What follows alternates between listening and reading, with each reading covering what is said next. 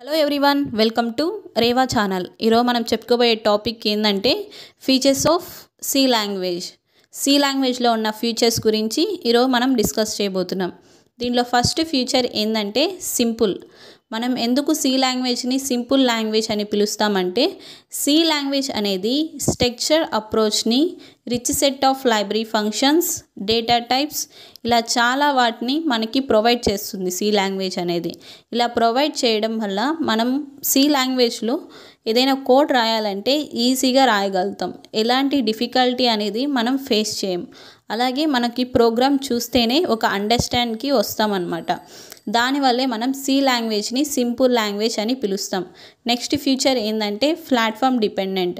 మనం ఎందుకు C లాంగ్వేజ్ని platform dependent అని పిలుస్తామంటే మనం ఏదైతే సి లాంగ్వేజ్లో కోడ్ రాస్తామో ఆ రాసిన కోడ్ని కంపైలేషన్ అండ్ ఎగ్జిక్యూషన్ అనేది సేమ్ ఆపరేటింగ్ సిస్టంలో జరిగితేనే మనకి ప్రోగ్రామ్ అనేది ఎగ్జిక్యూట్ అవుతుంది. లేకపోతే ప్రోగ్రామ్ అనేది ఎగ్జిక్యూట్ కాదనమాట. దానివల్లే మనం సి లాంగ్వేజ్ని ప్లాట్ఫామ్ డిపెండెంట్ అని పిలుస్తాం. ఒకవేళ మనం రాసిన కోడ్ అనేది కంపైలేషన్ అనేది ఒక ఆపరేటింగ్ సిస్టంలో జరిగి అండ్ ఎగ్జిక్యూషన్ అనేది అనదర్ ఆపరేటింగ్ సిస్టంలో కానీ జరిగితే మనకి ఆ కోడ్ అనేది ఎగ్జిక్యూట్ అనేది కాదు. ఎందువల్లంటే సి లాంగ్వేజ్ అనేది ప్లాట్ఫామ్ డిపెండెంట్ కాబట్టి. ఇది మీకు డీటెయిల్గా తెలియాలంటే ఇప్పుడు ఈ ఇమేజ్ చూడండి, మీకే అర్థమవుతుంది. మనం రాసిన కోడ్ అనేది ఫస్ట్ కంపైలేషన్ అనేది జరుగుతుంది. ఎక్కడ జరుగుతుంది? విండోస్ ఆపరేటింగ్ సిస్టంలో జరుగుతుంది. ఆ సేమ్ కంపైలేషన్ చేసిన కోడ్ని ఎగ్జిక్యూషన్ అనేది చేస్తున్నాం. ఎక్కడ చేస్తున్నాం? విండోస్ ఆపరేటింగ్ సిస్టంలోనే చేస్తున్నాం. అప్పుడు ప్రోగ్రామ్ అనేది ఎగ్జిక్యూట్ అవుతుంది. ఇక్కడ చూడండి, టిక్ మార్క్ కనబడుతుంది. అంటే మనం ఏ దాంట్లో కంపైలేషన్ చేసామో ఎగ్జిక్యూషన్ కూడా సేమ్ ఆపరేటింగ్ సిస్టంలో జరిగితేనే మనకి కోడ్ అనేది ఎగ్జిక్యూట్ అవుతుంది. అదే కాకుండా మనం రాసిన కోడ్ని కంపైలేషన్ అనేది విండోస్లో జరిగి ఆ కోడ్ని ఎగ్జిక్యూషన్ అనేది అనదర్ ఆపరేటింగ్ సిస్టమ్ అంటే లినక్స్లో జరిగితే అది కోడ్ అనేది ఎగ్జిక్యూట్ కాలేదు, అది ఎర్రర్ చూపిస్తుంది. దీన్ని బట్టి మీకు అర్థమైంది కదా, మనం రాసిన కోడ్ అనేది ఎగ్జిక్యూషన్ అండ్ కంపైలేషన్ అనేది సేమ్ ఆపరేటింగ్ సిస్టంలోనే జరగాలి, లేదంటే ఎర్రర్ అనేది మనకి చూపిస్తుంది, కోడ్ అనేది అసలు ఎగ్జిక్యూట్ కాదు.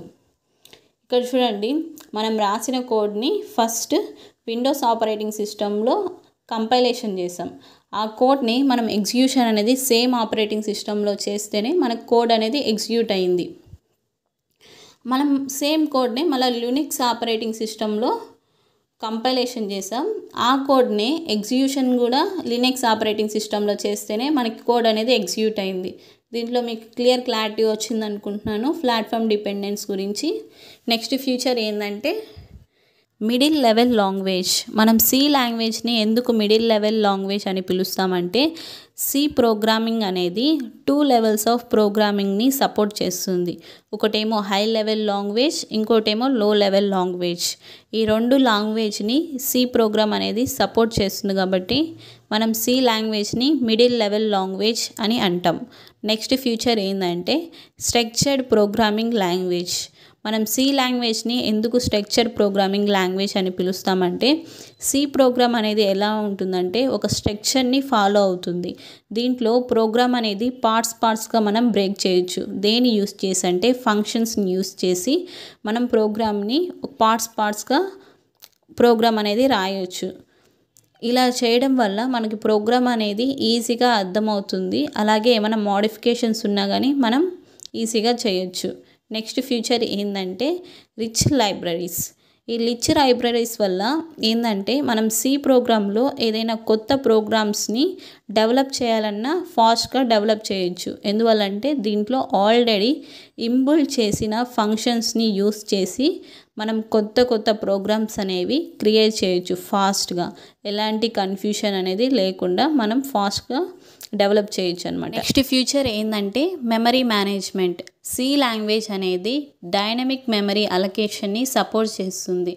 ఇలా సపోర్ట్ చేయడం వల్ల సి లాంగ్వేజ్లో ఎప్పుడైనా మెమరీ కానీ ఫిల్ అయి ఉంటే మనం ఈజీగా ఆ మెమరీని మేనేజ్ చేసుకోవచ్చు. ఎలా అంటే ఫ్రీ ఫంక్షన్ని కాల్ చేసి మనం మెమరీని ఫ్రీ చేసుకోవచ్చు అనమాట. దానివల్లే సి లాంగ్వేజ్కి మెమరీ మేనేజ్మెంట్ అనే ఫ్యూచర్ ఉంది. నెక్స్ట్ ఫ్యూచర్ ఏంటంటే speed. Compared to previous programming language, C language అనేది కంపైలేషన్ అండ్ ఎగ్జిక్యూషన్ అనేది చాలా ఫాస్ట్గా ఉంటుంది. నెక్స్ట్ ఏంటంటే పాయింటర్స్ అనేది మనం ఎందుకు యూస్ చేస్తామంటే మెయిన్గా మనం డైరెక్ట్గా మెమరీతో ఇంటరాక్ట్ అయ్యేదానికి మనం పాయింటర్స్ని యూస్ చేస్తాం. పాయింటర్స్ని అసలుకి మెయిన్ పర్పస్ ఏంటంటే ఈ పాయింటర్ అనేది వేరే ఒక వేరియబుల్ ఒక అడ్రస్ని ఈ పాయింటర్ అనేది స్టోర్ చేసుకుంటుంది.